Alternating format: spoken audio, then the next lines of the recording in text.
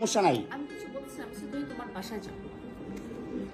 বাংলাদেশের আইন কতটা জঘন্য হইলে এর মতো একটা মহিলা ধর্ষণ মামলা আমাকে দিতে পারে? 50 বছরের একটা মহিলা আমাকে ধর্ষণ মামলা দিচ্ছে। তাকে কিভাবে ধর্ষণ হয়? তোকে কিভাবে ধর্ষণ হয়? সেটা তুই কোর্টে যে প্রমাণ করিস। কোর্ট তো তোর কি না, তোর বাপের না কোর্ট? তোর বাপ আর্মিতে, তোর ভাই আর্মিতে, তোর জামাই আর্মিতে, তোর 2টা জামাই আর্মিতে। তোর তো আইন কি না? আর আমরা তো গরিব মানুষ, আমাদের তো সময় নাই, আমাদের তো এই সমাজে কোনো স্থায়ী নাই। আমরা তো সমাজের ময়লা আবর্জনা, আমরা এই সমাজে।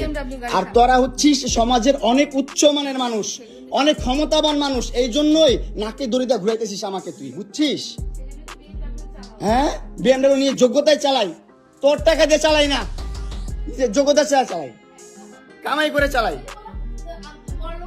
হ্যাঁ, বড় লোক হইতে পারবো না?